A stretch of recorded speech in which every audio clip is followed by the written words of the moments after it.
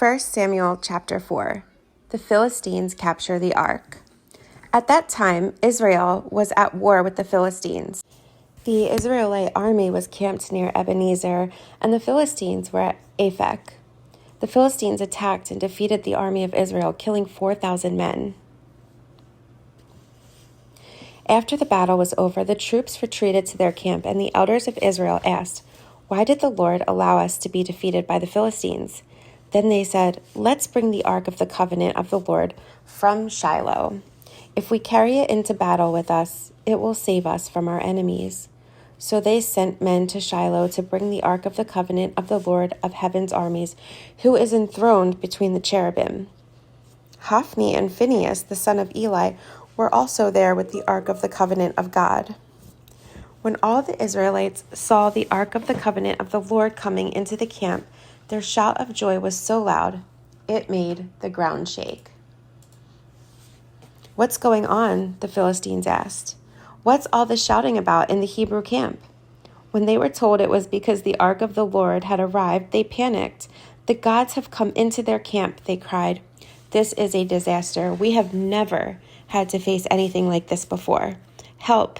Who can save us from these almighty gods of Israel? They are the same gods who destroyed the Egyptians with plagues when Israel was in the wilderness. Fight as never before, Philistines. If you don't, we will become the Hebrew slaves just as they have been ours. Stand up like men and fight." So the Philistines fought desperately, and Israel was defeated again. The slaughter was great. 30,000 Israelite soldiers died that day. The survivors turned and fled to their tents. The ark of God was captured, and Hophni and Phinehas, the two sons of Eli, were killed. The death of Eli. A man from the tribe of Benjamin ran from the battlefield and arrived at Shiloh later that same day. He had torn his clothes and put dust on his head to show his grief. Eli was waiting beside the road to hear the news of the battle, for his heart trembled for the safety of the ark of God. When the messenger arrived and told what had happened, an outcry resounded throughout the town. "What is all the noise about?" Eli asked. The messenger rushed over to Eli, who was 98 years old and blind. He said to Eli, "I have just come from the battlefield. I was there this very day." "What happened, my son?" Eli demanded.